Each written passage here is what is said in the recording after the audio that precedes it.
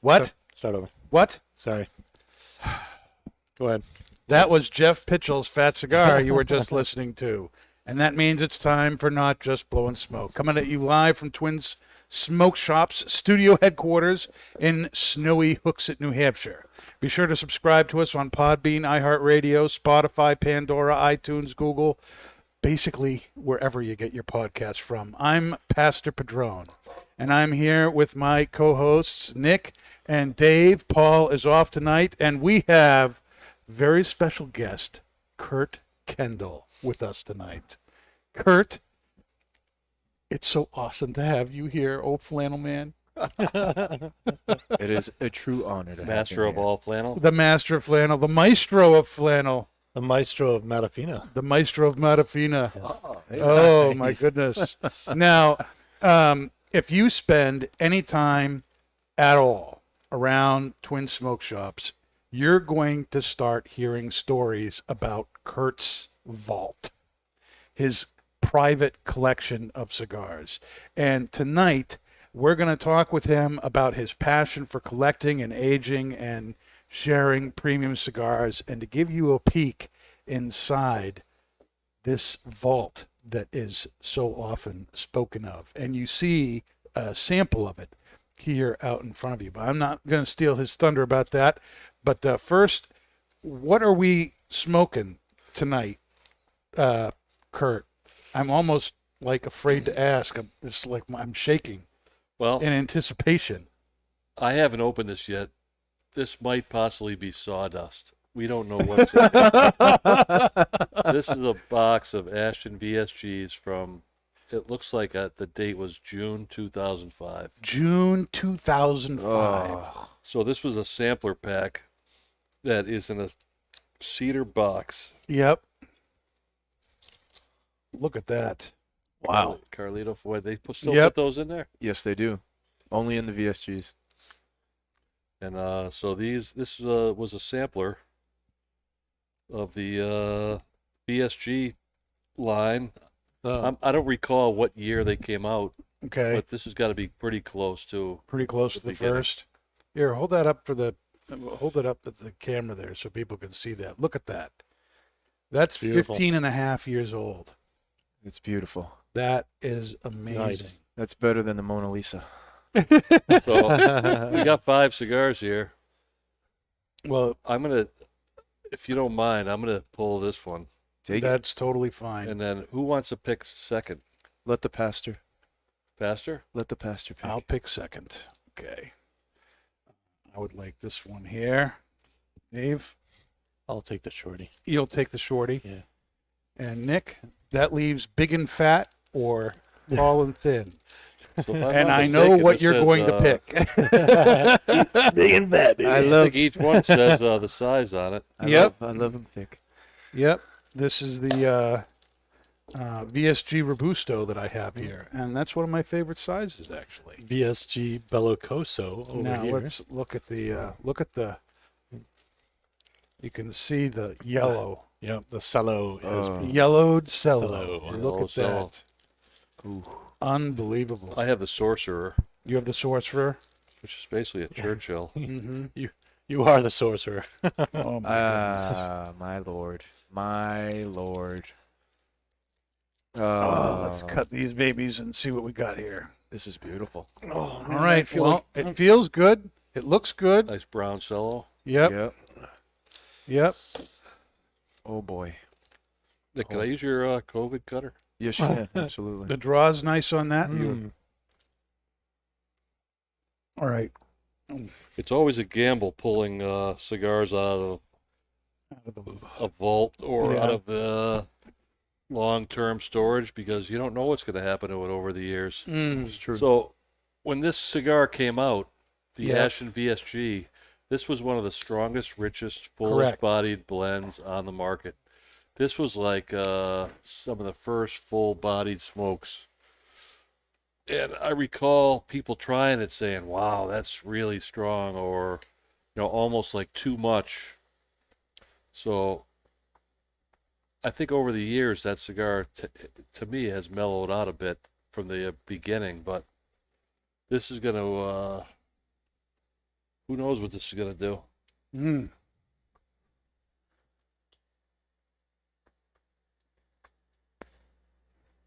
Well, it is very smooth and very cedary. Oh yeah. You can totally taste the cedar on this bad boy. Lauren would be very proud that this was one of the cigars you brought out. Maybe even a little jealous. Maybe even jealous. I would say more jealous. More jealous. I would say probably be more jealous. Yeah, the cold draw on this thing is crazy. Like Mm. you don't even want to light it. I didn't even want to cut it. It felt like a sin. Well, the draw is amazing. The burn is, you can tell, flawless. These held up really well. You did a good job. Where'd you Thank keep you. these? Bravo. Keep these in your freezer? In the basement. The In the freezer. basement, in the freezer. Oh my goodness. They were right next to some. I had a couple cartons of Marlboros, There you go. some old coffee. Some Pall Malls. All right. Now, what is it that you've paired with the ancient Ashton VSGs here? Well, probably somewhere in and around that time frame, I went to the Dominican Republic. It might have been my first trip, and it was a trip with General Cigar. Mm-hmm. When I got there, we were in a beautiful hotel, the Grand Almirante, Mm-hmm. and on the bed was a gift basket, and in that gift basket was a bottle of rum. Now, while I was there, I didn't open the rum. I actually brought it home with me, and I cracked that open weeks or a month later, and that's when I first discovered like really good sipping rum. So I did everything I could to find this rum again, but I couldn't find it in New Hampshire. So on a trip to Miami, Mm-hmm. I was down there with Marvin Samuel at his place, and believe it or not, we were smoking original Liga Privadas Really? before they were named. So we smoked, I believe, the Liga number 4, I think at number 3, and a couple other blends, and they were selecting those cigars at the time prior to naming it the number 9. So Wow. in Miami, I found the Ron Barcelo rum, which is what I had gotten in the Dominican Republic. It's this Imperiale that I love so much that I couldn't find in New Hampshire. So I bought a case of it in Miami, and I shipped it home.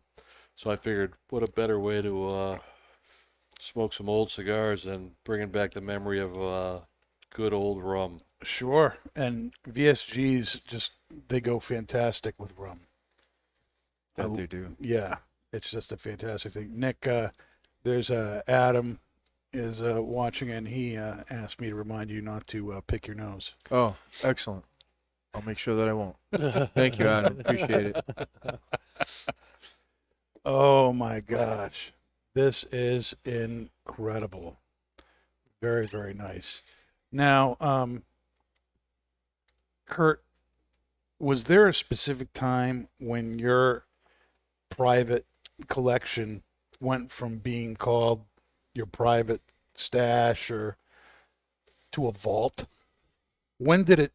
I mean, when I think vault, I think, an immense collection Yeah. of stuff. I mean, when did that phraseology start to describe your I collection? honestly, I really don't know. I don't know where that came from. Mm-hmm.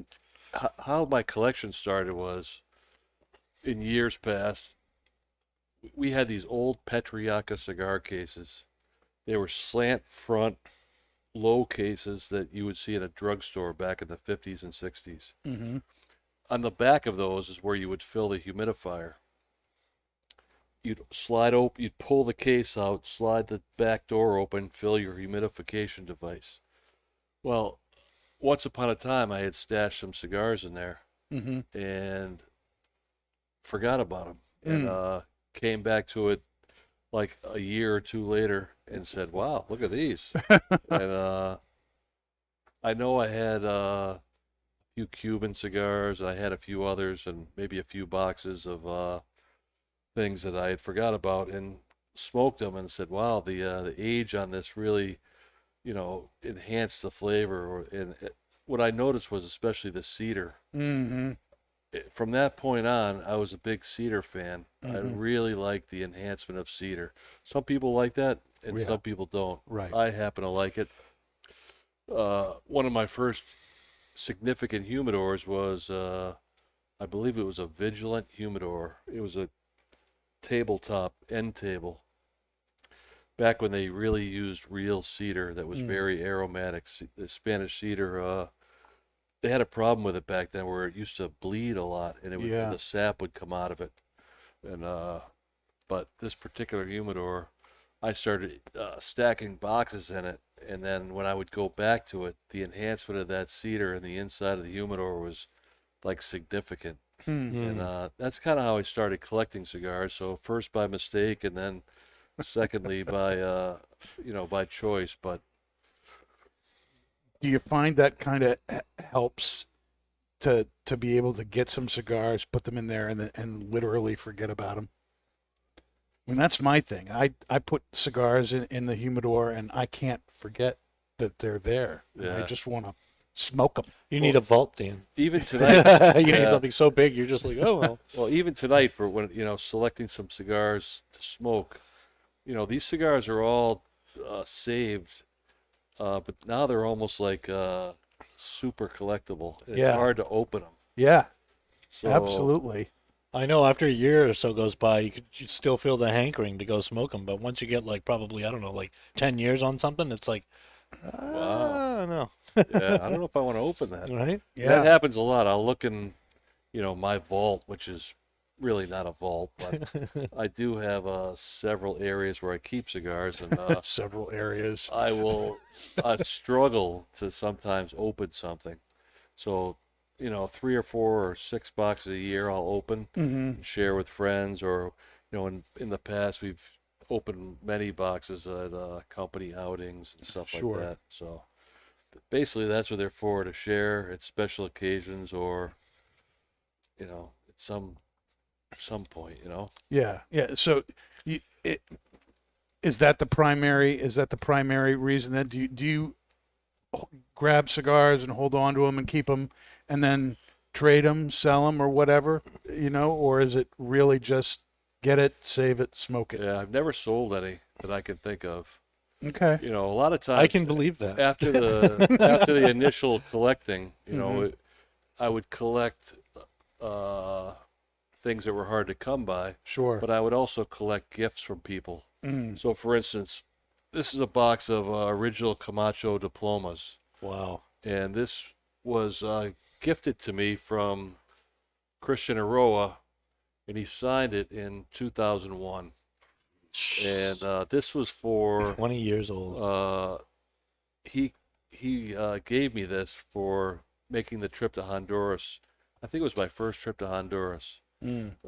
to visit his factory. Yeah. So he signed this and he gave this to me, and you can see the little dots Yeah. on it. Yeah. So over the years in different storage areas, I had to put these little Not for yard sale. sale stickers on it that said "not for sale." Oh my gosh. So we've established that your vault is not actually a vault. It's undisclosed places like the size of Area 57 where you keep your stuff. All right. But just how big is it? Like if you were gonna guesstimate how many cigars you actually own yeah. or boxes you own. You know what? I started evaluating that tonight, Yeah. and I really don't know. I don't know. I have It's a lot of gotten cigars. so big that you just don't know. Well, it's not a massive warehouse full of cigars. It's basically hundreds of boxes Okay. in a couple areas. that take up quite a bit of space, and they're stacked. Because you run out of space. You sure? Yeah. We're in a 10,000 square foot building, and I have no room to put them all in one area because we use every inch of our facility. So, in some of those big storage humidors we have, I have a huge corner full of things, and then in other areas, I have other things. I love the nondescript statements. I have huge stacks of things. I just imagine you walking to like this, abandoned trailer thing, and then you just Batman down into this huge vault. I could see him doing that. Yeah, I've showed Nick some things over. Yeah, there, we're building something over here. It's fun to show it sometimes, because it's all. Not only is it fun to show it, and I don't want to sound like brag about it. 'Cause I'm not bragging, but it's like show and tell. It's like fun to show it, and then it brings back all these ridiculously good memories. Yeah. Here's a box of over there. There's a bundle of cigars from we could do that. So this was the first 724 pre-release of from probably 05-ish. Oh my God. So this was old like as the what we're first smoking. test blend, and somehow, some way, I saved one bundle, and the band says pre-release 724.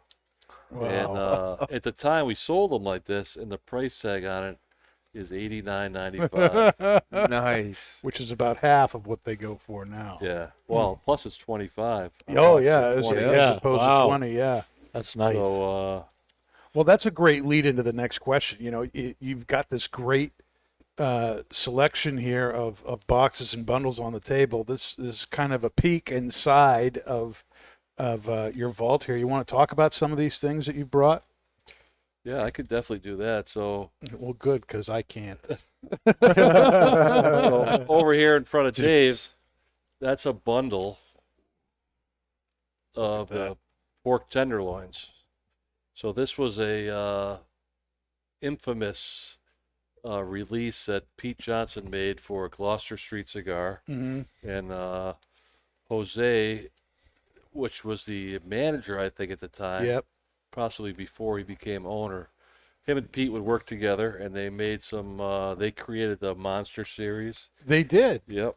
They created the pork chop, the pork tenderloin.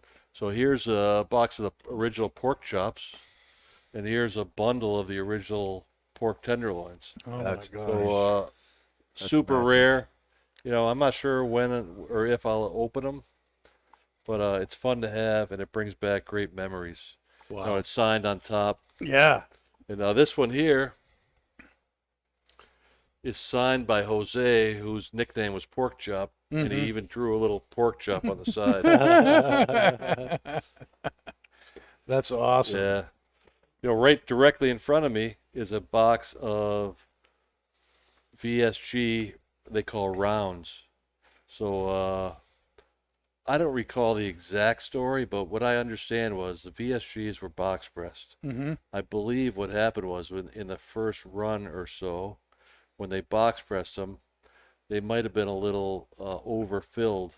So when they pressed them, they didn't draw very well. So this is just the myth that I recall. Okay. So they put away some boxes of what they call the rounds that were never pressed, and they saved them for special occasions. So my good friend and mentor gifted me this box, and Manny Ferraro, who was a great man, rest in peace, Manny. He one of the great pieces that I have, he gave me, and I'll probably never do anything with that. But I don't know what they taste like, but if they taste like this, I mean, this is beautiful. Isn't it? This is cedarific. I mean, look at the burn on that. I know. It's insane. incredible. The Let me- ash is let me great. move it over, I mean, Dan. it's just perfection. Just coming off right there. beautiful cigar. Very, very nice.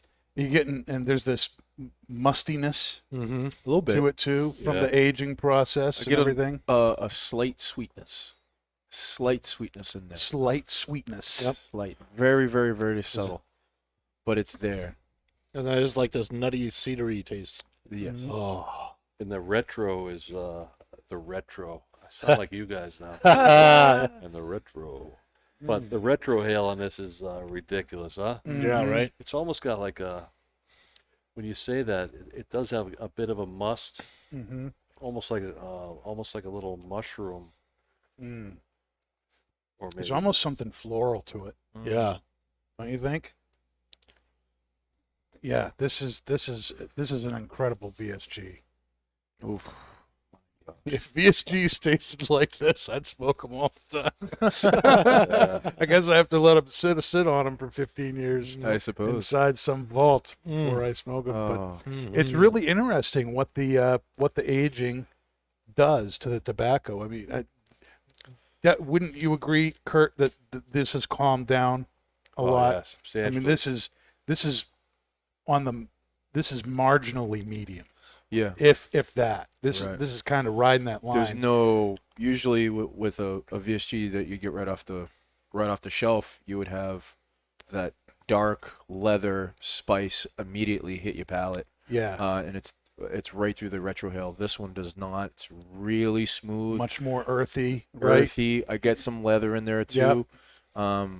Creamy, smooth, aromatic. The room note is quite enchanting. I think And it's absolutely phenomenal. I can't believe I'm smoking this cigar right now. I think it's awesome how like after 15 years the flavor is still bold. Yeah, You yeah. know? There's still plenty Yeah. of flavor in this. Oh yeah. It's not subtle in that aspect at all. It's No, you it's can got tell some it's flavor. mellowed, but it's Yes. got very good flavor. Yes. And it's almost like a total experience. So it's, you know it's old, so you're thinking about it, Mhm. but it's certainly satisfying, and And the room smell is amazing yeah, too. it really is. The bouquet, The bouquet. The bouquet. Oh. the room smell. The room smell. And the pairing with the Barcelona is Barcelona. incredible. Barcelona. That The that is one of the best rums I've had in a long time. It's ridiculously smooth. A lot of rums, you get a lot of the molasses taste, which throw a lot of people off, which I do enjoy. I drink a lot of Bacardi. I do drink a lot of Dominican rums. Yes, you do. Yes, I do. But this one, you get that taste of the molasses, so the cane, but it's not overwhelming. It's very smooth. It's got some nice complexity in there, and it brings out, I think, some of the floral flavor that you get Yeah, in the the retro. cigar. Mm. Yes. So, Mm.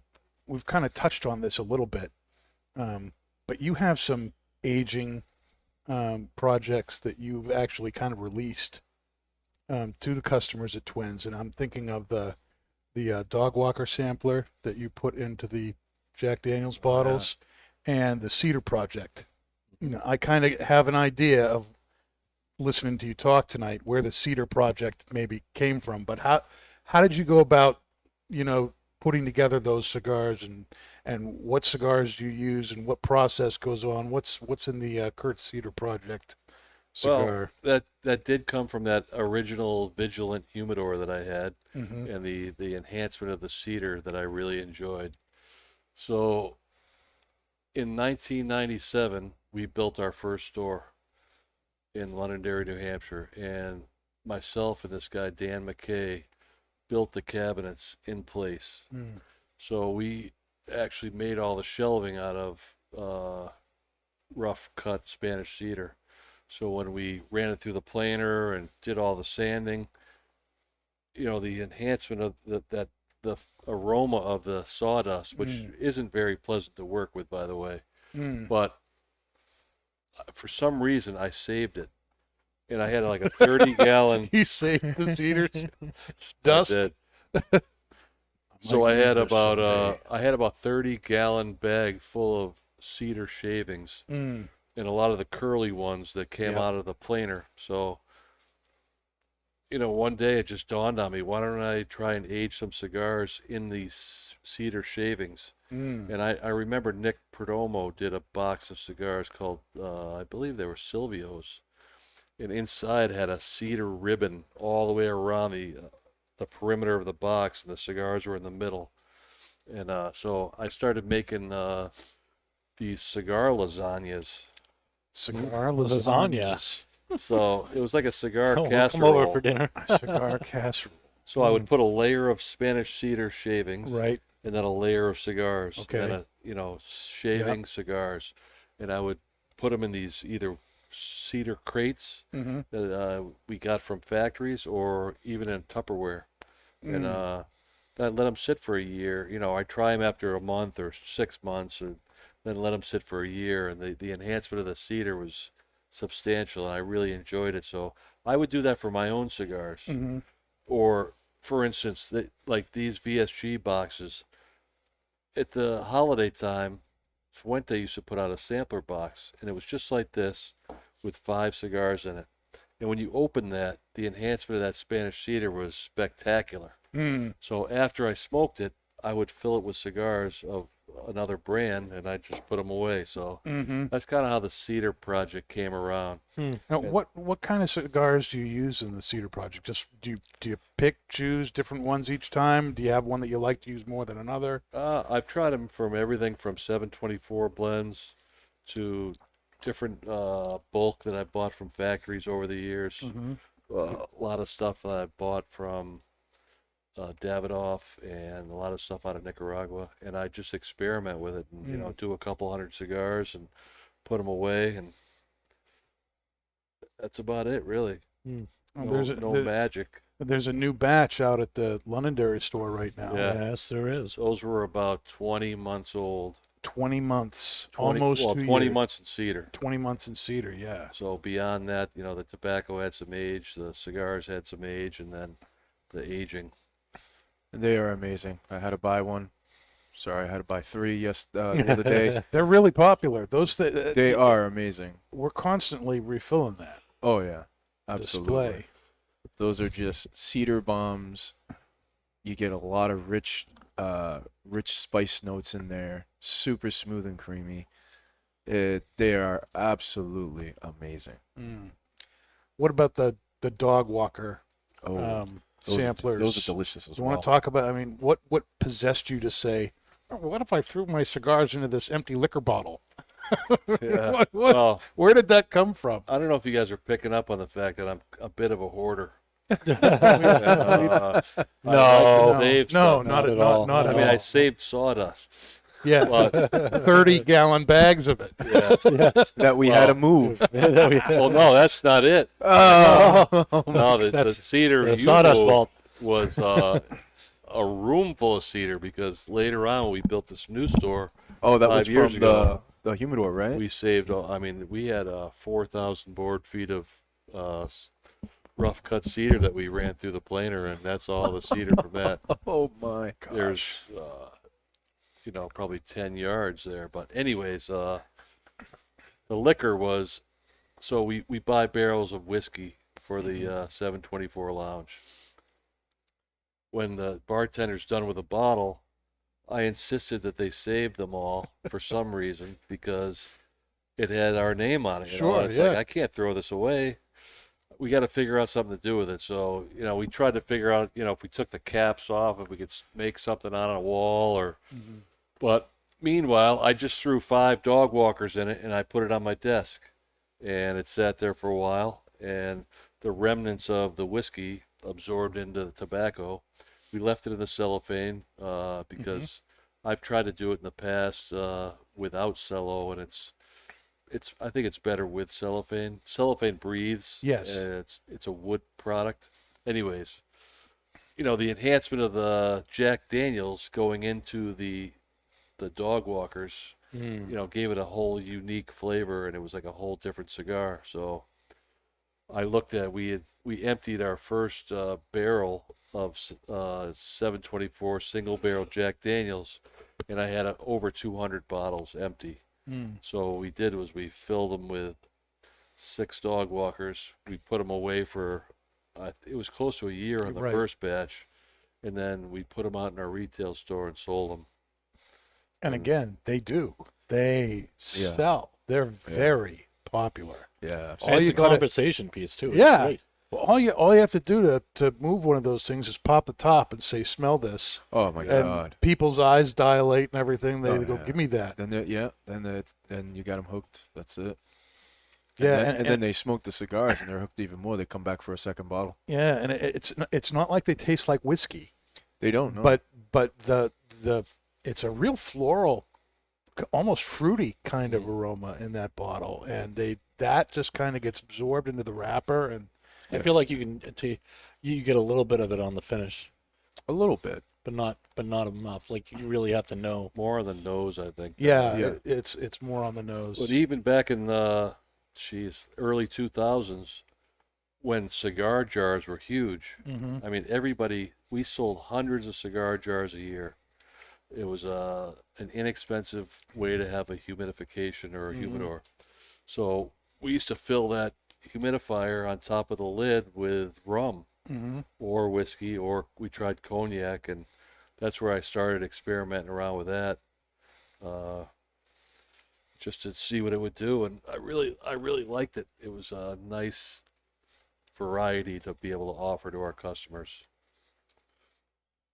Are there particular cigars that you look for to get to age?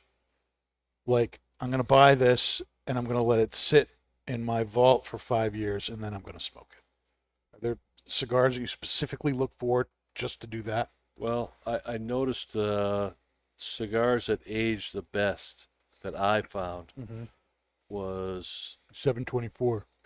well, really one of the best ones was through the years of hoarding rare Fuente products and the original Hemingway Maduros, Yeah. the Anejos. Oh. And I didn't save too many Opus X because I could never afford to. Yeah. Now I have a few boxes that I've put a couple nickels together. Mm-hmm. But those tend to taste really good with some age. And a lot of what I saved was first release stuff. So Mhm. if there was a first release of something I thought was, spectacular, I would put it aside. So a lot of Tatuaje stuff, a lot of Fuente. I have a lot of Fuente. If you look over in front of Nick, I don't know if the camera could pick that up, but it's a box, I think from the mid 2000s, and it's one of the original boxes of Liga Privada #9. It is a 48 count cabinet, Oh my Lord. and 48 count back box. of- before they had the bands that we know today.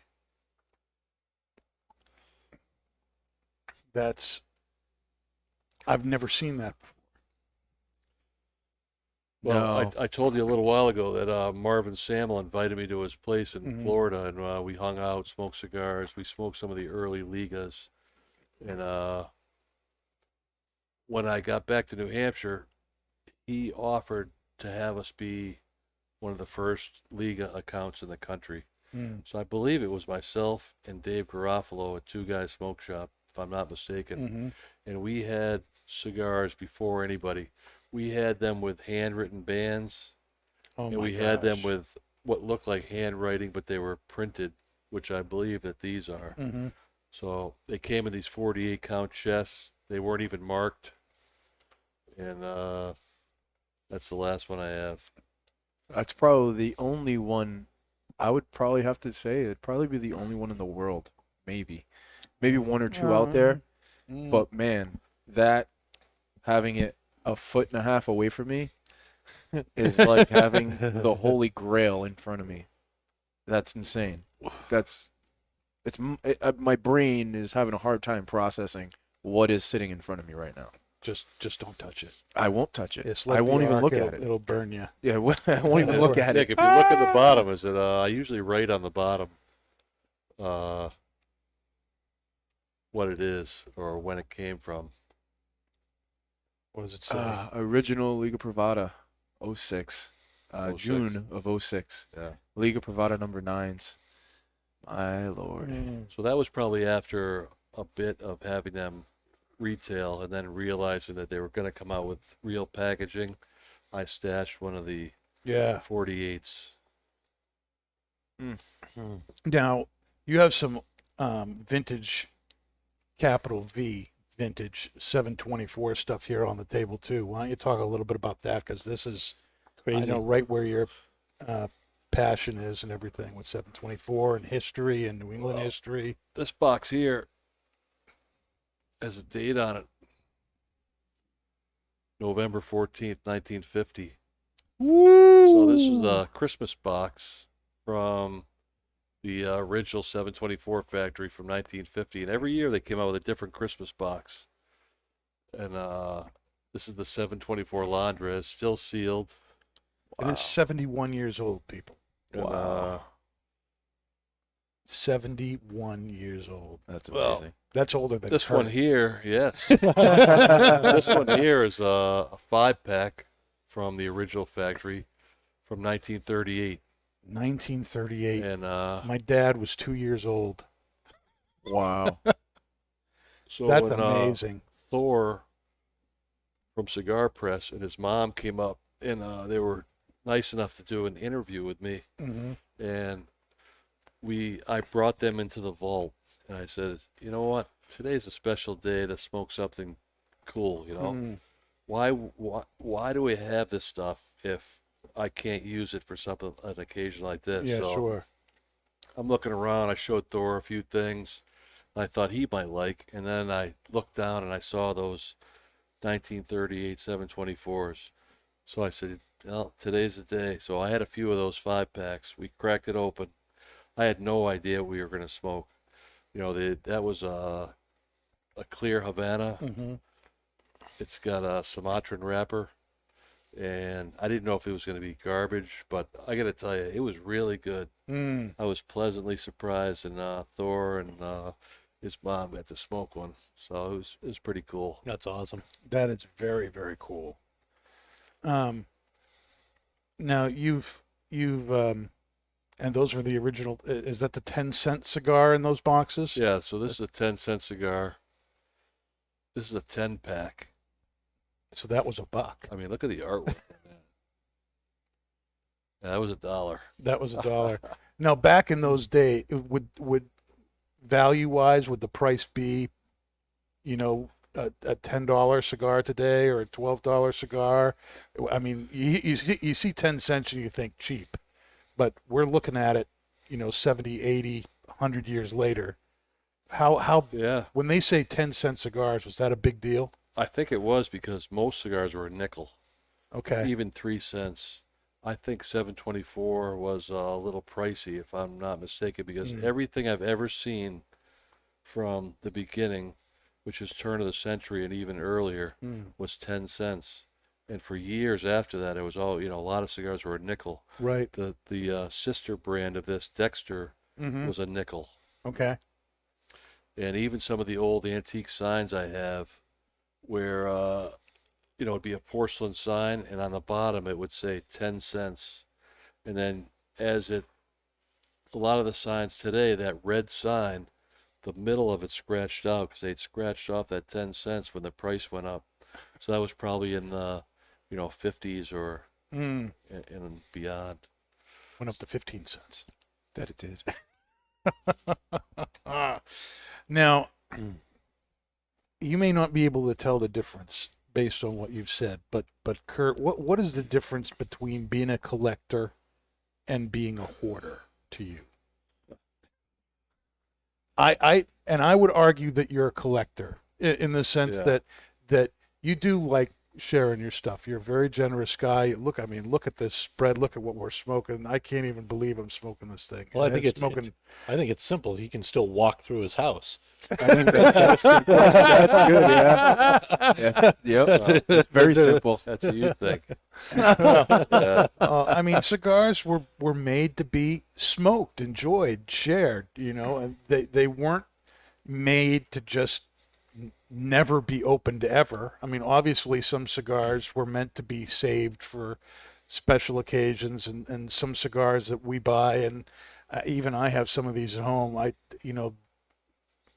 They've got memories attached to them, and so you're not going to smoke them for just anything. But so to me, a hoarder is somebody who would just get the stuff and never touch it again. And I don't see that as you. But No. what's the difference between collecting and then just hoarding it all? Well, that is a good question. I don't consider myself a hoarder. I have a lot of stuff.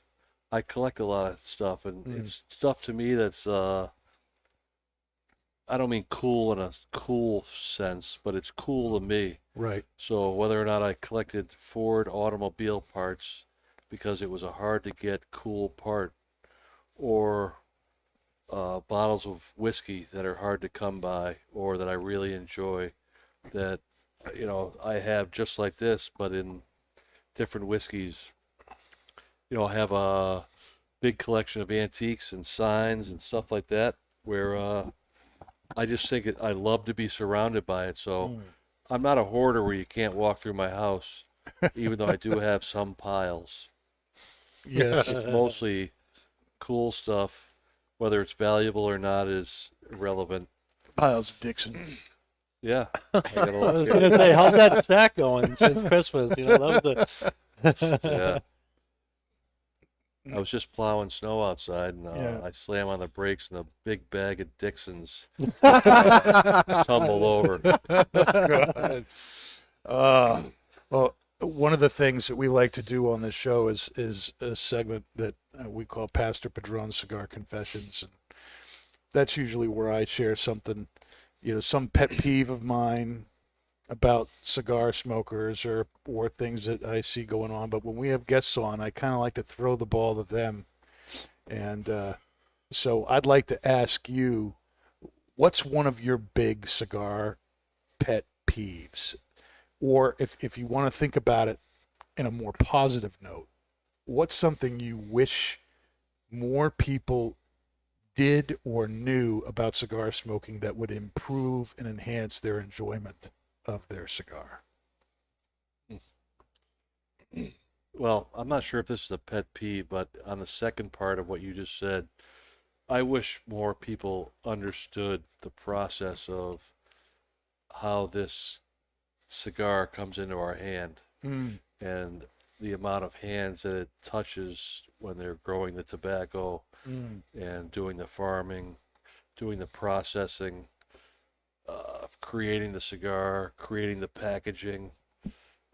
It's really a shame that people don't really. I mean, people have seen it now; they've seen a roller, but to really understand that whole process, I wish more people knew about that.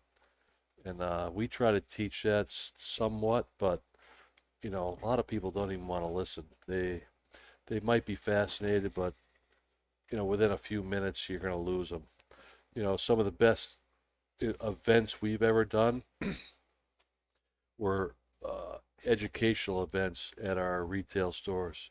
So whether it was Benji Menendez, Jose Blanco, Manny Ferraro, Michael Herklotz, Steve Saka, listening to Carlito talk at our store, the passion and what goes on here and creating what we all are here together for is amazing. And so I don't know if that's a pet peeve, but it's something that I wish more people understood. That's good. That's good stuff. I think, so much work goes into a cigar. I've heard several people say that an average of 300 hands goes into the process. 300 manos. And it really is I think the last guy you had doing something like along that line, Kurt, at Twins was Hamlet Paradis. Yes. And watching him, pull these, pieces and bunches of tobacco together and rolling them, and it's mesmerizing watching it. But you by looking at it and watching that that takes so much skill, and he makes it look like it's, you know, this easy, almost like a parlor trick thing. You know, all of a sudden he ends up, bump, here's this nice, completely smooth cigar. But all the training, all the time, all of the, you know, he was literally one of the best rollers in the world, you know, well, I suppose he still is. He's not dead. True. You know, he's still rolling cigars. But, you know, it is. And if you don't appreciate that, you miss something with it. And that's what I hear you saying. Is that right? That's right. There's a lot to it. Every time I travel to a country of origin where they're making cigars, or I go to the factories, I don't even know how to explain that. Every time you go, you learn more and more and more. I am not people look at me and say, "Oh, you're an expert at this," but I'm really far from an expert. I really don't have the expertise of the people working in those factories and those processing tobacco and in the farms and the whole process. I don't know, you know, like Jesus Fuego. He's been around that. He's one of the first guys I met, became friends with. I'm doing a lot of name dropping here. You are. Yeah, It's not a I bad don't. thing. Yeah, well, I'm not doing it for any other reason but to compliment all those gentlemen and ladies, because they've taught me a heck of a lot. Sometimes when I wake up, I'll be scrolling through Facebook and I'll see someone rolling a cigar and they'll be posting it live, and I just can't help but stop and watch, because it's just like, it's the most amazing thing. You just see how fast they do it, and I'm just like, that's crazy, because you know how much detail and how much finesse has to go into it. Well, and one mistake mesmerizing. ruins the cigar. Yeah. If you don't bunch it right, if you don't, you know, if you don't put the tobacco in the right place and it's not rolled in a way that it's still, you can still get a draw from it. I mean, it's useless. Right. You know, it really is, to do it over and over and over again and have the cigar taste the same. All those 20 cigars in the 724 box, to have them all, you know what you're going to get. That is work. That's a lot of work. Just the weight. Yeah. You know, a lot of cigars you know you could hand me and I can feel it. You know it's light or underfilled. A lot of the Cuban cigars I've been handed in the years past, I've always noticed they're really light. We boring you, Dave? Oh, no, sir. Sure. I'm sure. Okay. What's we're just about at the end of our first segment here, and I'm just about the end of my VSG Robusto. Kurt has been doing an unusual amount of talking, so he's still got a lot of cigar left. And but what's our final thoughts on this 15-and-a-half-year-old VSG? Dave, you want to? I'm flabbergasted. You're flabbergasted. No, it's very. I'm not. When I first started smoking cigars, I was. I'll be honest. I was not really a cedar person at all. You know. And now, like a couple of years later, I enjoy it when I find a really nice cedar forward cigar, and this is probably about the most cedar forward cigar I've ever smoked. It's amazing. I feel really, really blessed and fortunate that you shared it. Thank you. You're welcome. Don't cry. This is YouTube. We don't cry on YouTube. We don't cry. Nick, what's your final thoughts here?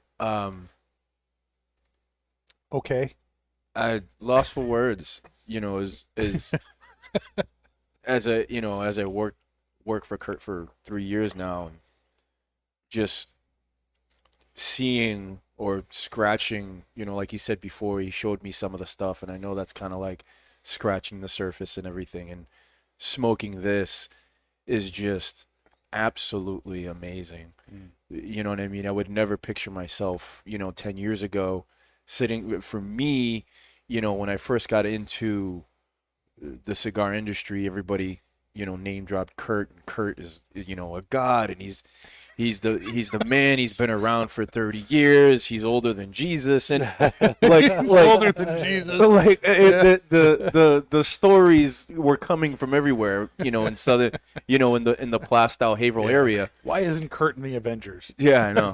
He secretly is. But I would never, you know what I mean? 10 years ago, I would never picture myself smoking an Ashton VSG that's 15, 16 years old, sitting next to a gentleman that has just completely blew my mind ever since I started working for the company. How nice he is and knowledgeable and straightforward with you. Is, I know I'm kind of brown nosing here, but Yes. I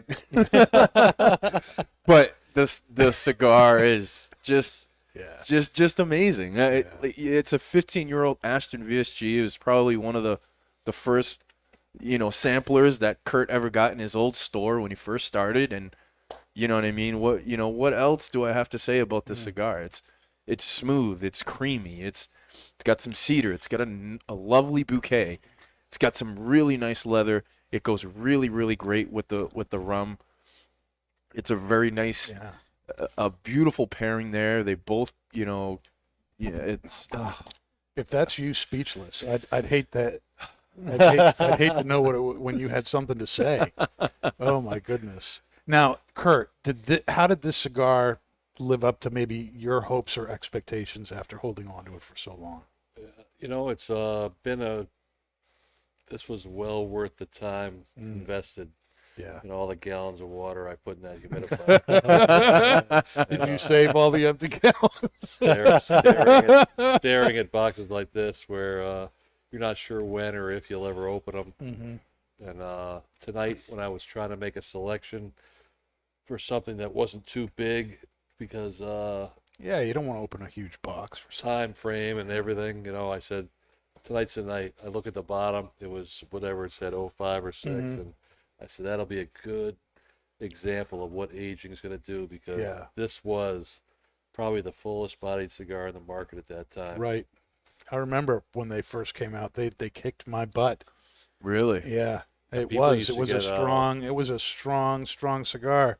And now I'm in my, the final third of this, and there's a buttery. Yes. There's a sautéed butter kind of sweetness to this cigar. And this is the most sautéed in butter. This is the most enjoyable VSG I've ever smoked, and I think they're a great cigar. But this is the most enjoyable. This is older than one of my kids. There you go. It's amazing. And I guess we have to give some credit to the Fuente family who made it. Yeah, maybe just the a little. Levine family that sold it, and I guess it was. Let me think here. Victor Vitale, who was my sales representative at the time. Wow. If anybody remembers him, I that do. sold him to me. So. oh my gosh. All right, people. Well, we're going to take a little bit of a break, and we'll be back with more cigars from Kurt's vault, and we've got more questions for him. You're not going to want to miss it. I've saved the best for last. Don't go anywhere.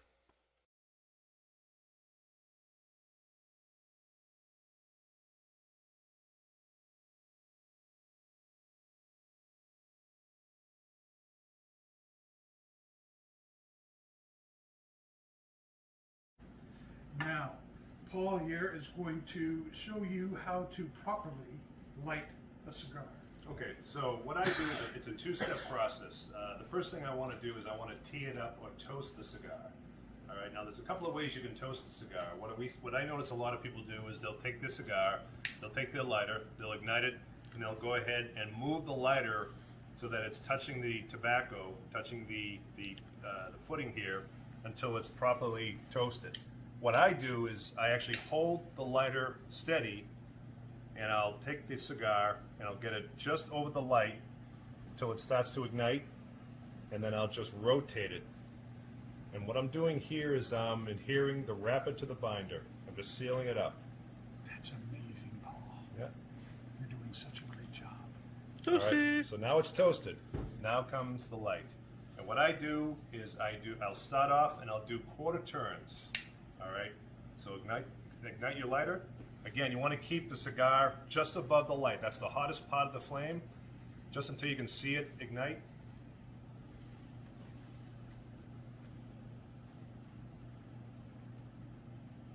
And you see how he's pulling the lighter back as he's doing it.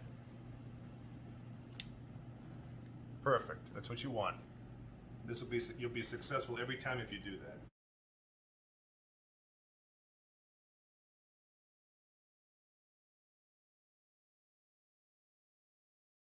Now, a lot of what I see, let's talk about how not to do this, all right? First off, I see people do it all the time. I notice Paul and I did not do this. They take their torch lighter and they get right up here and they go like this.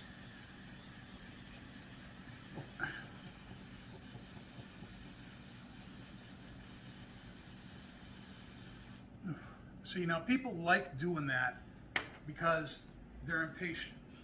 They want to just get right to the tobacco. They want to get to the lighting. It's like lighting is the least favorite thing for them to do. But if you look at this, you can see how the tobacco has been scorched at the bottom by doing that with the torch. That changes the flavor of the cigar. So if I take a draw on this one, and I get some nice wood notes, I get a little bit of spice. If I do the same with this one,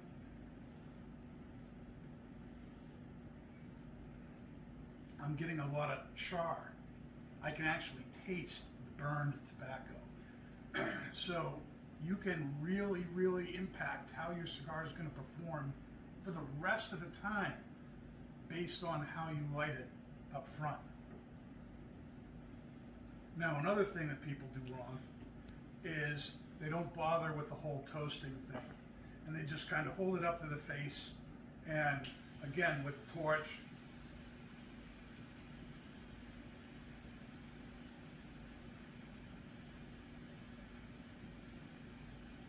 and then they get frustrated.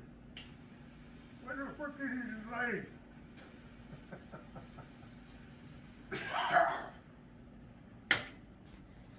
And then they end up with something like this, where it is half lit. Okay? That's going to be actually hard to correct because, you know, the tobacco is not going to taste right because only half the cigar is lit. If you don't take the time to evenly light the cigar right up front, it's going to burn funny, it's going to taste funny. So it is really important to take the time to do your cigar right. Toast it like you're toasting a marshmallow, and then do the light like you saw Paul and I do it. If you like soft flame, it's going to take a little bit longer. If you like a torch like Paul does, it's still going to take maybe longer than you thought, but you will really appreciate it when you take the time to light your cigar correctly. Right? Correct. I think of it as when I'm smoking meat, you want to do it low and slow. Low flame. Low and slow. You don't want a heavy flame. You want to keep it just above the light. Again, that's the hottest part of the flame is just above it. And when you start to see the tobacco start to ignite, that's all you need. And as long as you do the turns after you toast it, your cigar should be lit properly and you'll enjoy it that much more. Thank you. Come again.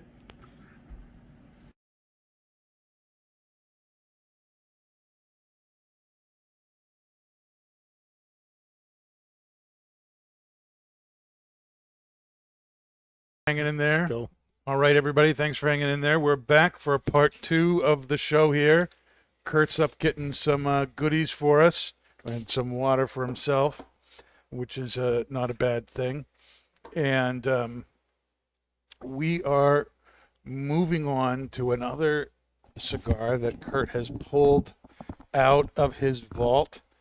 And it looks like some Excalibur Maduro number 2s. You want to talk a little bit about those? Yeah, so this box of cigars I dug out from April 2007. So when my daughter Maggie was born, we came out with these cigars. At the time, Hoya de Monterey Excalibur was a huge demand and selling cigar. Mm-hmm. So I don't know what's in this box. I don't know what they're going to look like. All But right. I say we open Yeah. them up and find out. It's still sealed, ladies and gentlemen. So I haven't smoked an Excalibur and I can't remember how long. Well, the same is true for me. I can't Yeah. remember the last time I had one of those. I believe this was one of my favorite sizes. It's probably like a 48. Yeah. 2007. Look at that. Maggie, you had So- you had them labeled for her? Oh, Oh my goodness. oh my. So you had this specifically made for you for Maggie's This was birthday. made for myself Wow. in the birth of my 14-year-old, Margaret Kendall. I've- Margaret Scott Kendall. I love you, kid. Mm. And again, the yellow cello people. It's great to have a computer screen in front of me so I can actually see it. Oh my gosh. That's just amazing. Look at that. Maggie, it's hard to put down this VSG. I got to take one more puff. Oh, you can smell the must on this, the age. Oh boy. Even the cello smells musty. Mhm.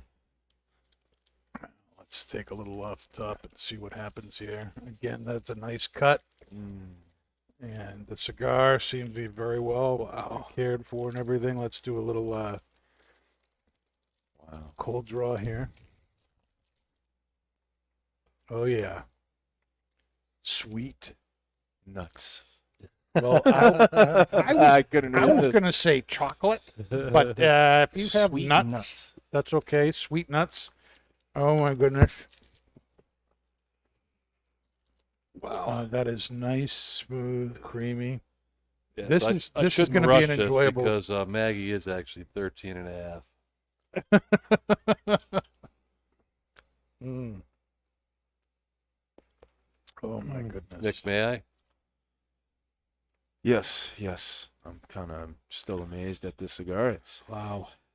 beautiful. Let's take a look here and see what we can do with this bad boy. Well, Lighting I don't up here. recall a whole lot about the blend of the Hoya de Monterey Excalibur.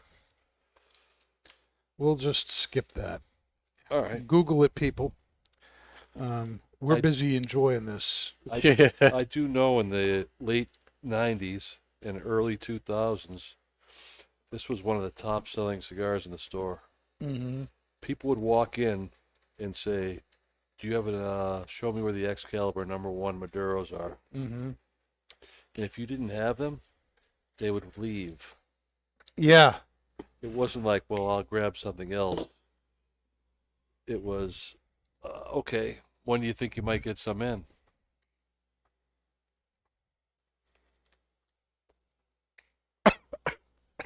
You okay there, Nick? You know, after you cut a cigar Coughing. sometimes and it's got a little bit of tobacco dust on top, you do a cold draw and right down the hatch. Oh my god. This is so creamy. Mm-hmm. Again, there's that kind of agey mustiness to it that you can tell just from the aging of But the this tobacco. is more pronounced than the VSG. What's more pronounced? That musty The agey mustiness. cedar. It's very It's transcendent. yes. Yeah. Yeah, thank you, Paul. Thank you, Paul. Oh my goodness. Excellent. Thank you. Yeah, it is very, very It's too excellent. bad Paul's missing out on this I activity. know, right? He's gonna Yep. be kicking him chance. Now, I did offer him to come and close the store early to enjoy this experience. Mm-hmm. and they Paul? respectively declined. Paul is He loves his twins. he He loves does. his twins. Yeah. Yeah. Well, I figured, you know what? We're going to do this. We got a crazy snowstorm outside. Mm-hmm. The retail store was relatively closed. We'd never close early for any reason other than a situation like this. Mm-hmm. Figure, well, maybe he wants to come. Oh my goodness, this He's is holding really, down the really fort. nice. This is ridiculously smooth. Mm-hmm. There's a little bit of spice to this too. There is, which is incredibly weird. Why Coming why is it weird? Well, I wouldn't think from I'm not an getting it. Excalibur you would get that kind of spicy, but I'm assuming it's from the cedar box and because it's been sitting for. It's definitely to me a cedar kind of spice. Yeah. So what's this bottle that you're looking at there, Kurt? Well, in the fortune I've had of being able to travel a lot, Mm-hmm. the prized possession of rum back when we were drinking a lot of rum Mm-hmm. was the Havana Club.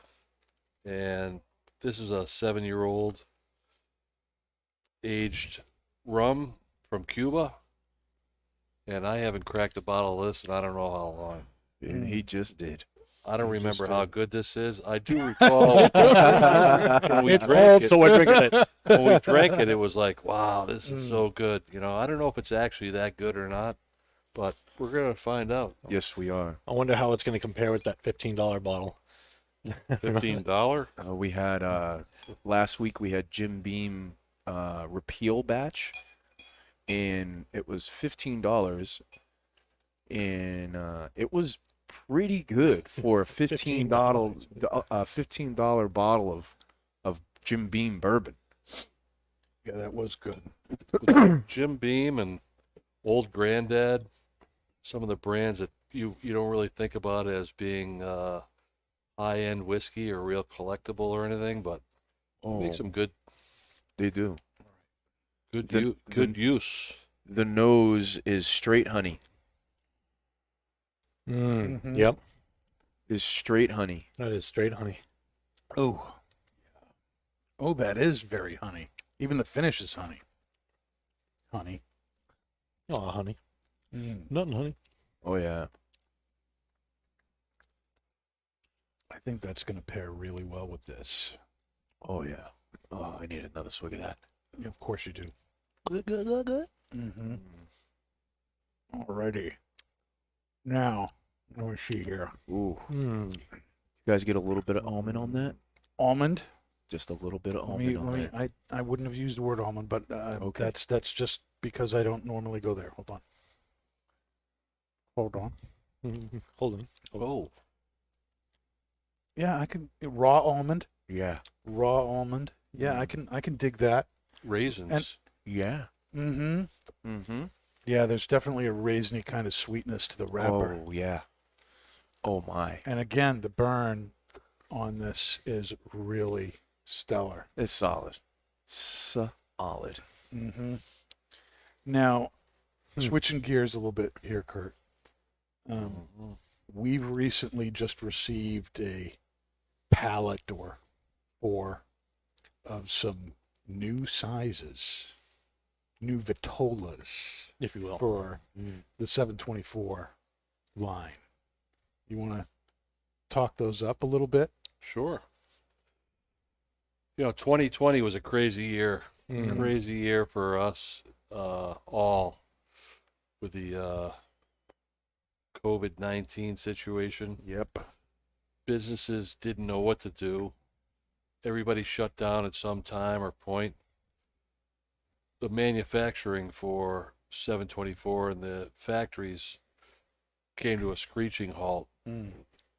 And as everyone knows, or most people know, I do not own my own factories. I rely on other business partners to make my cigars. Mm-hmm.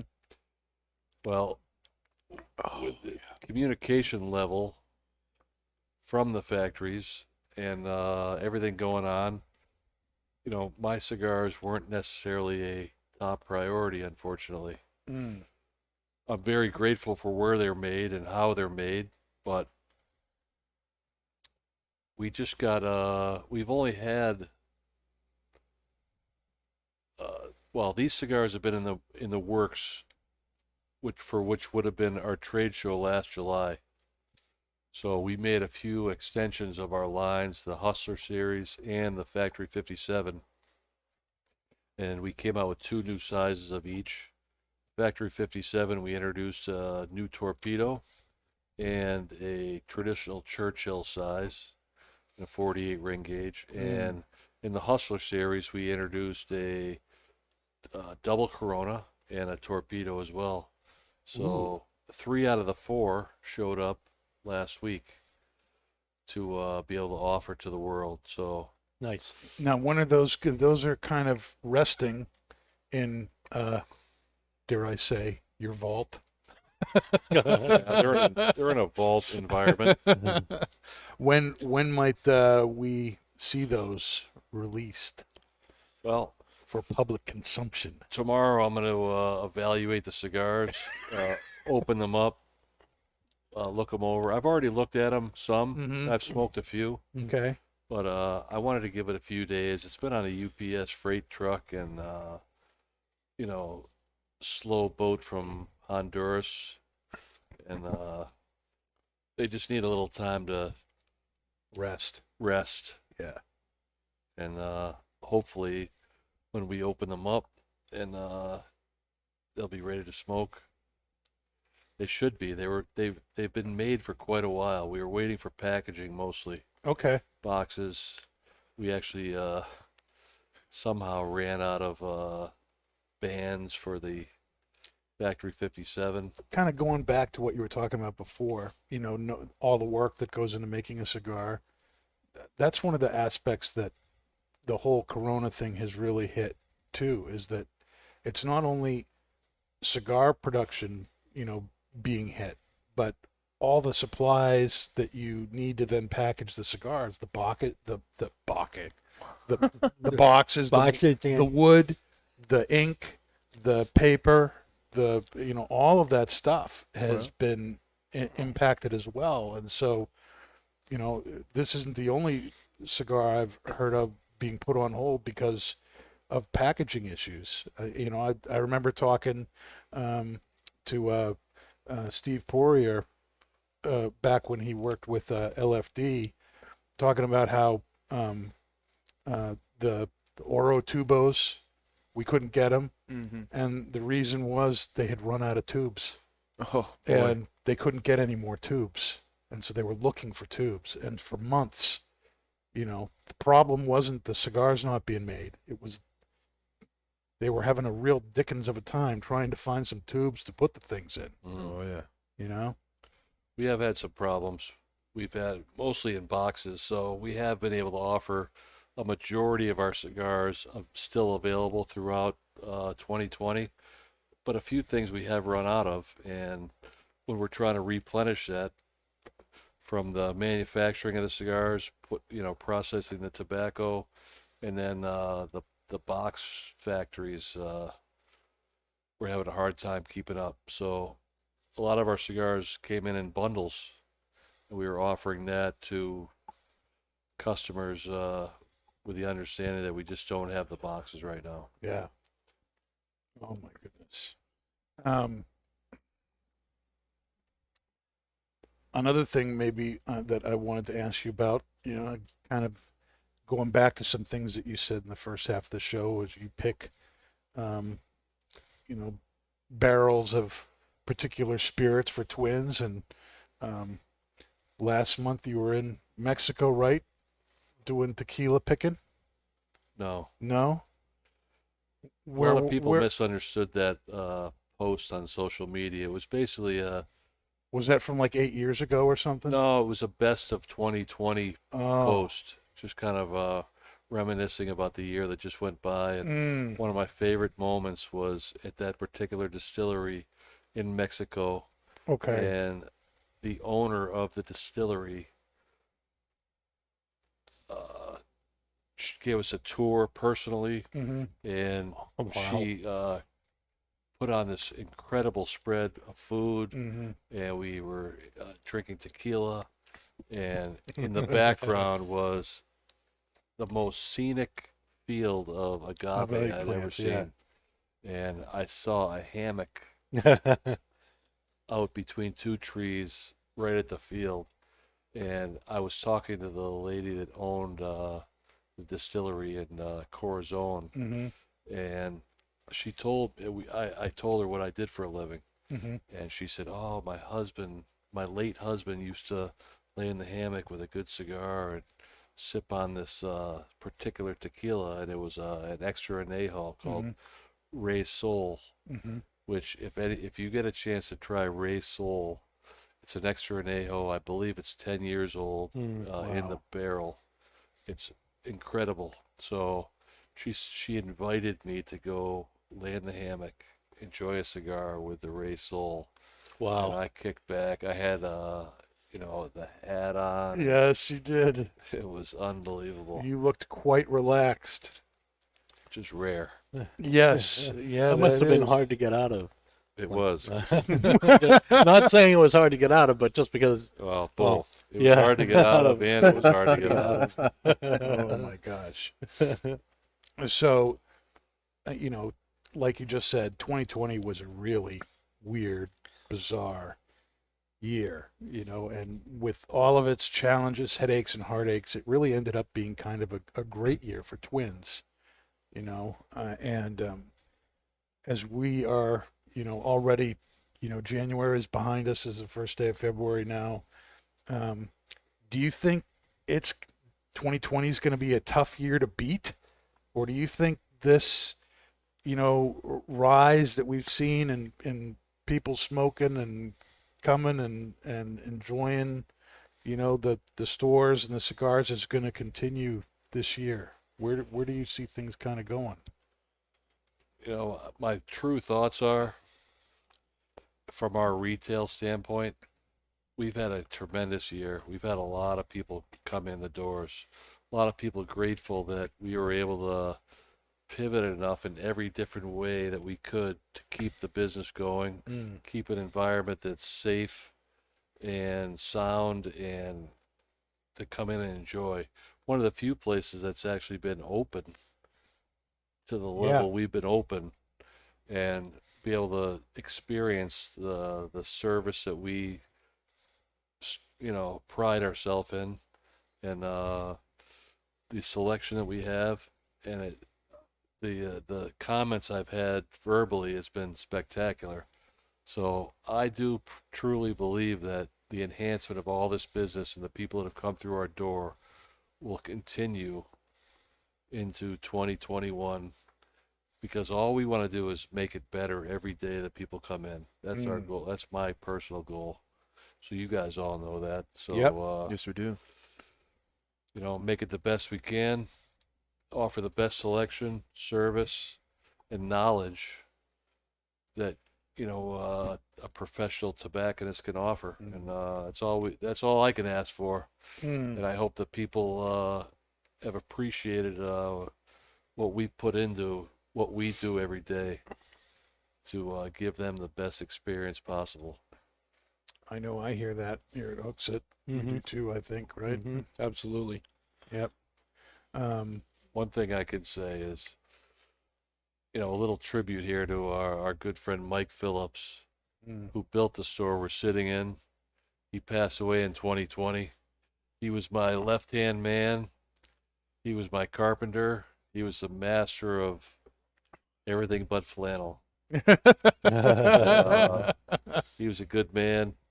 Rest in peace, Michael. And thank you for everything you've done for us to be able to offer this to all the customers. Amen. I can drink Thank to you, that. Mike. Whippy Seco.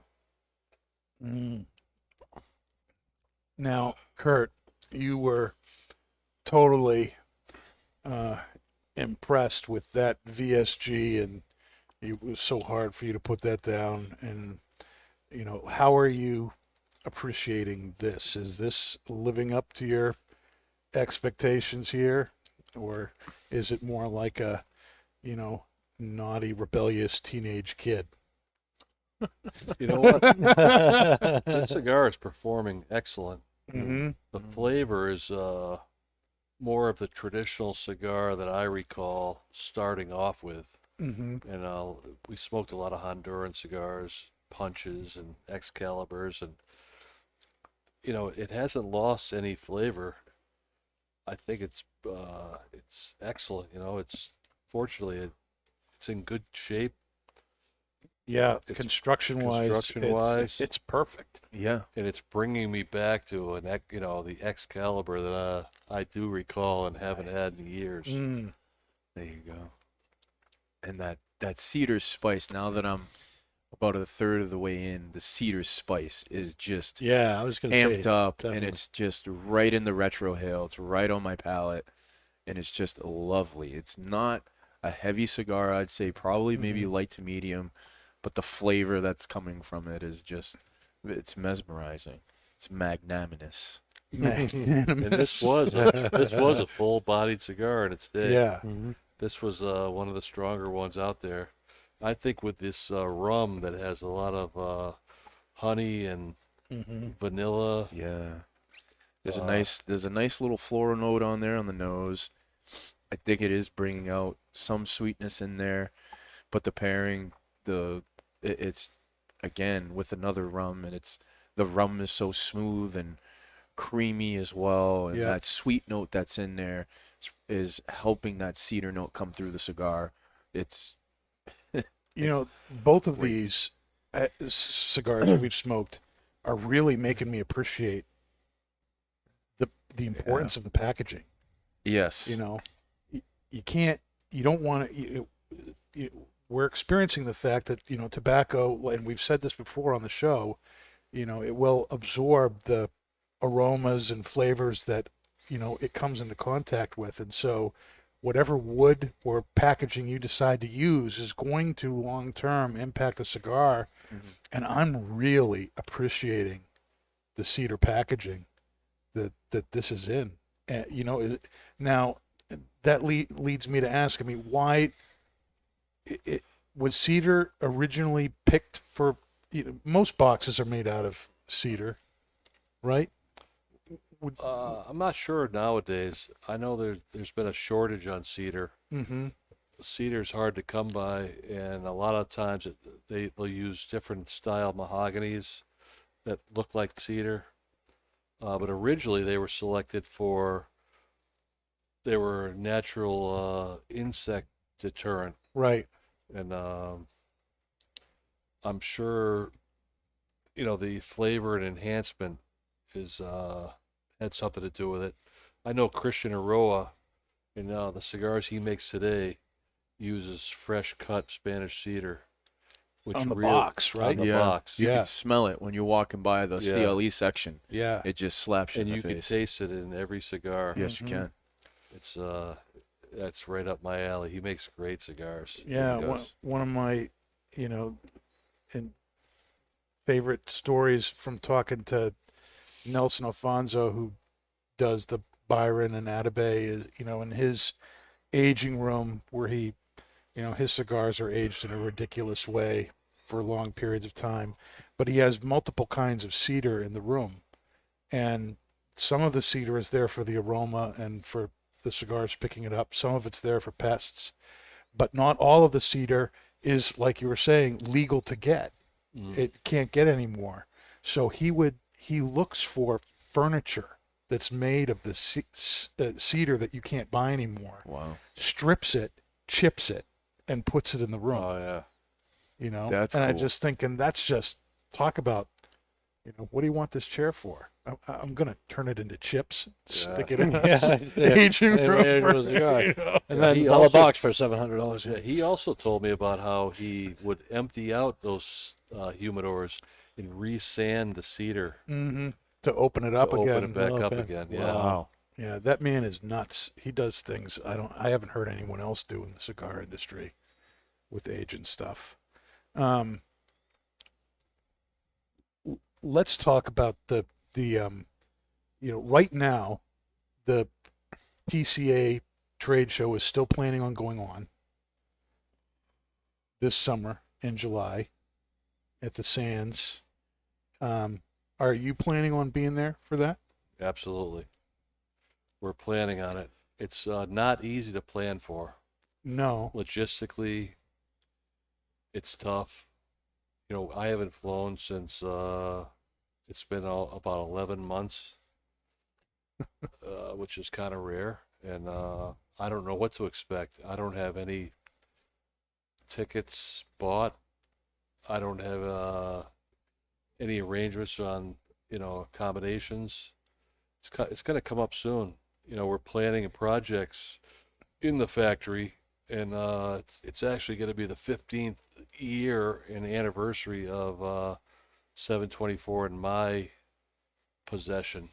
Okay. So we have some special things planned For that event. for that, and with the intention of showcasing it at the PCA trade show this year.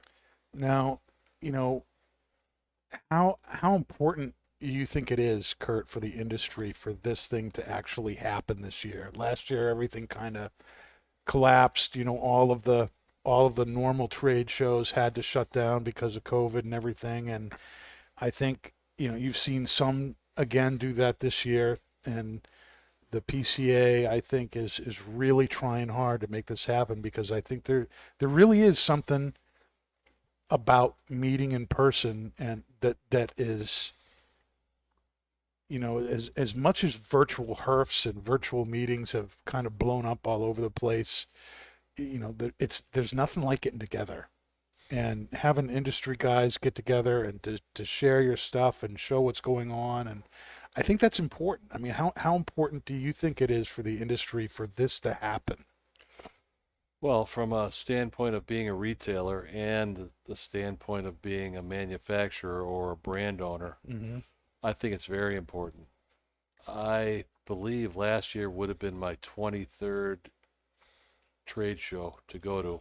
I don't believe I ever missed one as a retailer. The last several of these years, I went as a brand owner, and I wear both hats there.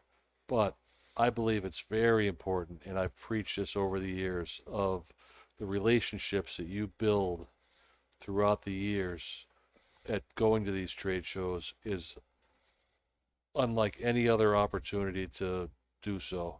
So whether or not you're spending 5 days in Las Vegas and you're eating breakfast next to fellow retailers or some manufacturers over here, at nighttime you're having dinner and drinks and cigars, and you get an opportunity to mingle and share ideas, it's huge for a retailer. But from a brand standpoint, in order to launch a new brand or a new series or anything new, you really got to be able to get in front of all these people.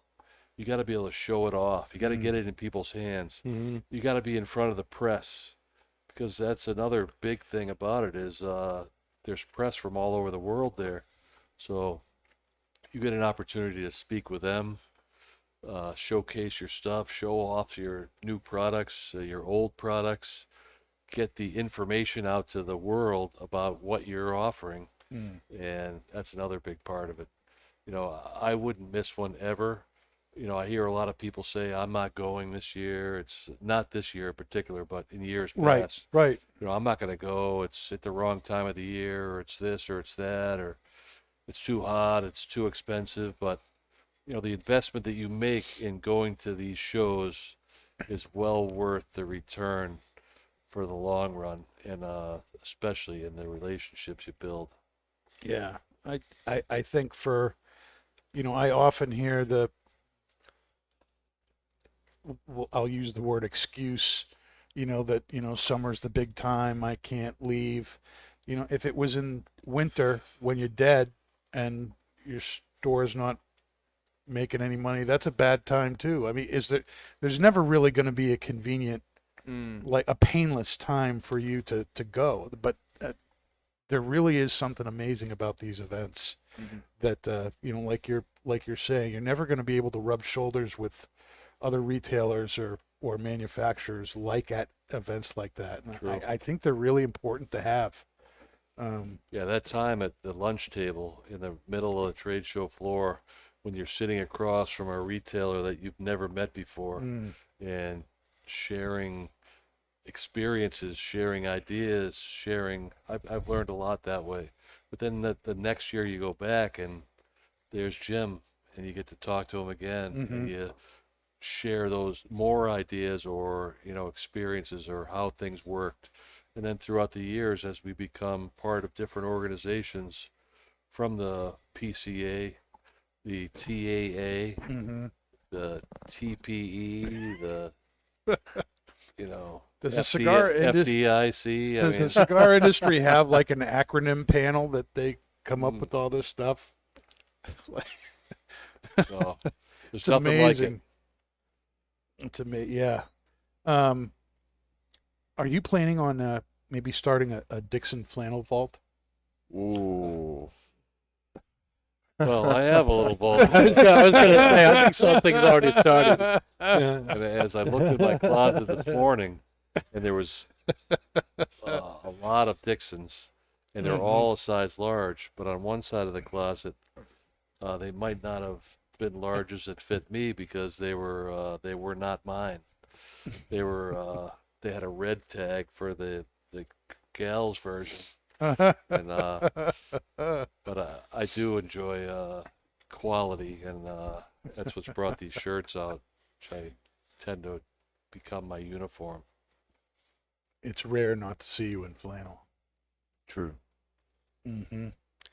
Flannel's fun. Yeah. Dave, what are you thinking about the cigar and the pairing right here? The cigar is remarkably smooth and creamy. I feel like it's intensified as it's gone down. Climbing. I think I finished like almost half. The pairing is also really going really well with it. Yeah. I'm yet again astounded. Look at that. Paul is not here, so I'm going to pick up the mantle and do a segment, something we've started recently, Kurt, called Is Paul Just Blowing Smoke? But today it's Is Dan Just Blowing Smoke? Excellent. And yeah, thank you, Paul. And what we're going to do is I have 5 questions here, and it's a true and false thing. So is it blowing smoke or not? And I want each of you to answer these, and I want to see, this is a scoring thing. So we're going to see who gets the most points. 1 point for each question. All right. All right. So here's the first thing. Is this just blowing smoke, or is it not just blowing smoke? The phrase close but no cigar. You've heard that, right? Close but no cigar originated when a cigar was a prize at a carnival game. I would say, True or false? I would definitely say that would be true. I would go true. It sounds true to me. Sounds true to you. Why does it sound true to you? Because it's the United States and prizes in the United States in the early 1900s. You would probably have a cigar as a prize. That would be my guess. What about you, Kurt? True or I would false? agree with Nick. True. True. That's like the first time I can ever remember hearing that is from somebody at a stand saying it, at a carnival or something like that I was at. That's the first time I ever heard it. So I'm going to say yeah. That is correct. It's true. True. So you each have a point. Nice. All right. Here's the next question here. The Spanish cedar used inside humidors today is actually kiln dried to prevent bleeding of the sap. True or false? False. False. False. False. I'm going to say true. I think it might be air dried, but I'm going to go with kiln dried. Kurt, you are correct. Wow. That is true. Bing. Solve Kurt's problem of drippy sap on his cigars. Cedar is kiln dried. Kiln dry. Kiln dried today. All right, third question. So Kurt's ahead. Kurt is ahead. Kurt's by ahead. All right. I'll be surprised if Kurt misses this question. one. In the late 19th century, Ooh. that would be the 1800s. Yes. In the late 19th century, there were just about 10,000 operating cigar factories in Pennsylvania and New York alone. I would say that would be true. I would also concur. Because there was a lot. You know, if you think about that number, 10,000, it's because there was a lot of factories. Mhm. But 10,000 in 2 states is what you're saying. Yes. Pennsylvania and New York, 10,000. They're both cigar big factories. states. I'm pretty confident it's yes, but I'm going to say it's false. There might have been 8,000. It's true. New York, 10,000. New York and PA are, New are York and huge PA. states. Huge. Huge states. Those Right. were back in the 1800s. New York was, it was New York. I would think would be New York. New York and Boston were, as far as this side of the Mississippi, were huge Oh, yeah. cities, and there were huge cigar pipe smoking citizens in those areas. Huge cigar Huge. pipe If I remember. smoking It was citizens. Huge. Yeah. Huge. I knew better, but I was kind of going with the Rod's guessing. He's our Canadian listener, and he's saying See? true. And so you're all tied now. We're all You all got 2 All right. points. excellent. All right. Question number 4. A thimble can hold more than 1,000 tobacco seeds. True or false? Dave, I think that's true. You I think think that's they're true? very small. That sounds right to me. this is a tobacco it's- university Maybe it's question. I could be wrong though, because maybe it's only 100, but I no, know it's in a lot. It's in a lot amount. It's this in a is- lot amount. It's in a lot It of is a lot. It is a large amount. I know where you got that nickname. Wait till later, Bufambo.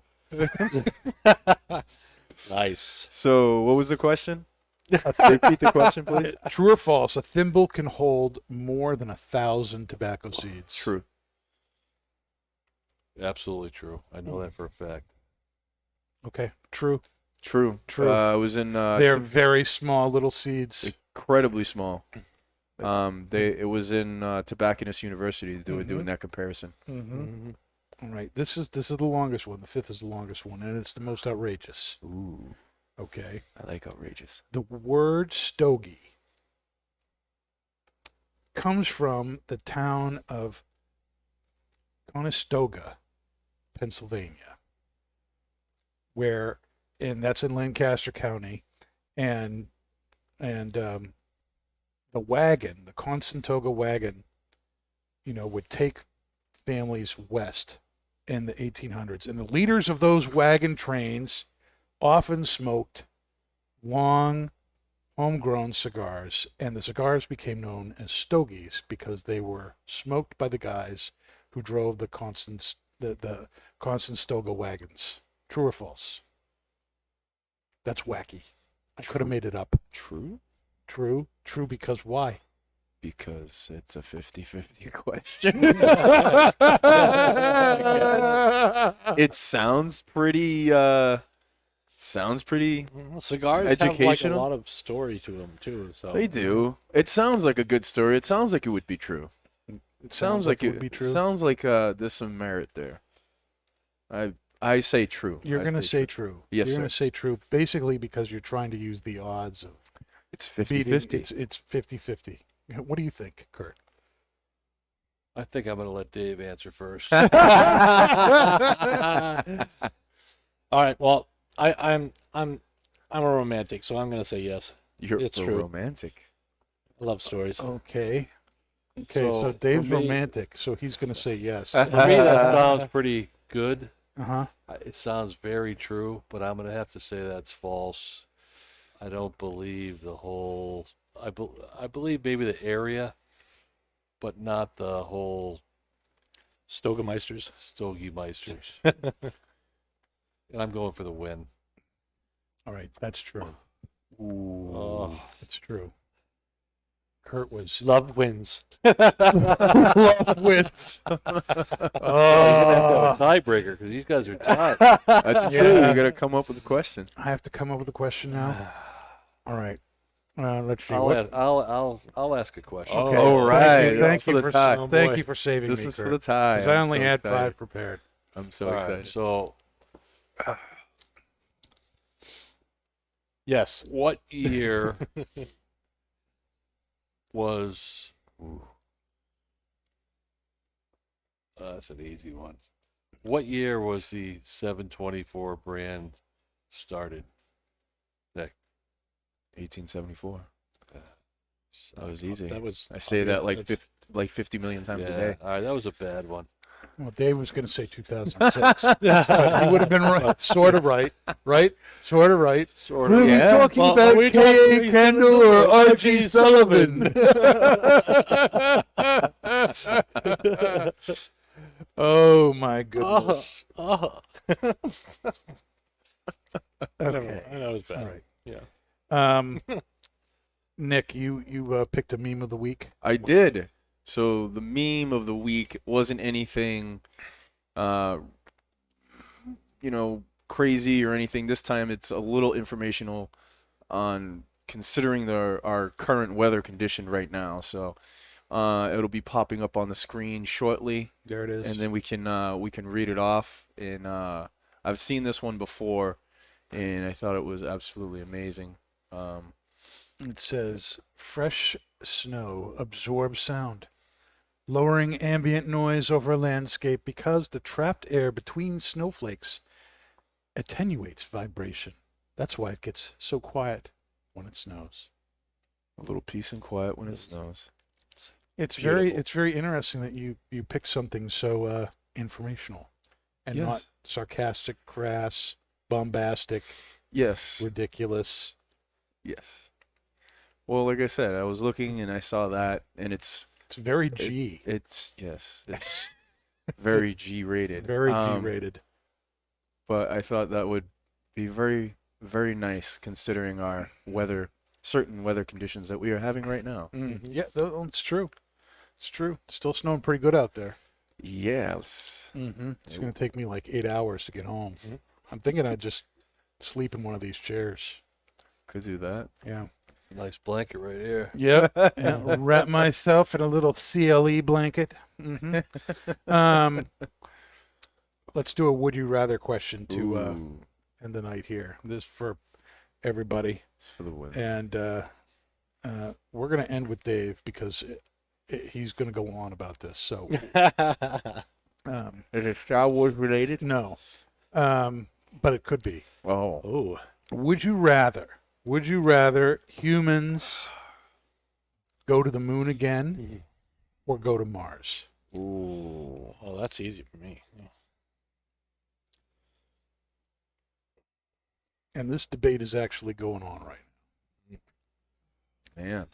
This is Mhm. easy. This is Probably the moon. now. The moon again. You'd rather go to the moon. Yeah. Yeah. Why? Because it's quicker, Not quicker, but closer. it's Colder? it's not 100%.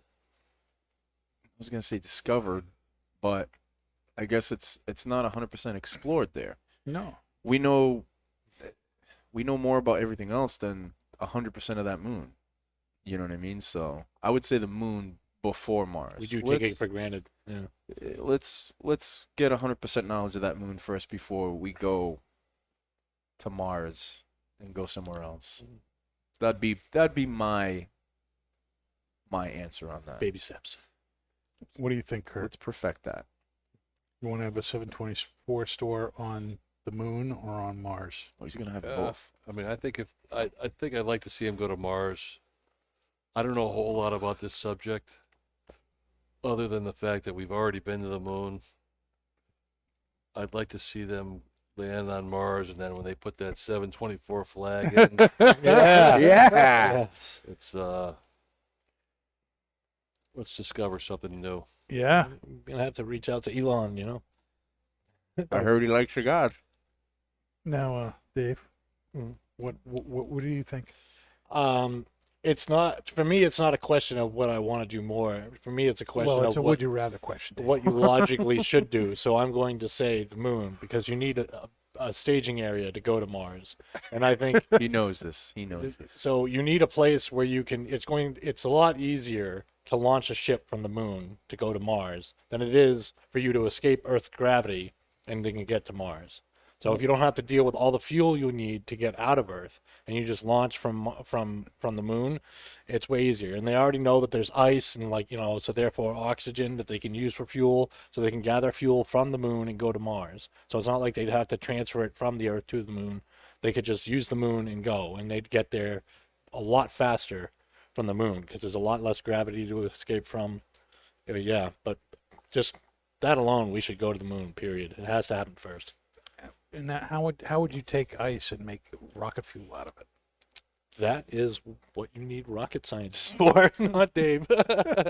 But that's But what you said their they fuel can is make- oxygen. Their So fuel is oxygen. fuel is oxygen. So if you take water and you break it up, you get oxygen. Well, you can take water. That's there you go. Well, there's some oxygen in it, but it's not Yeah. oxygen. there's some it's water. refinement, but There's some refinement involved. there's some refinement involved, but it's an easy refinement. It's not like Well, you they do need that on- special.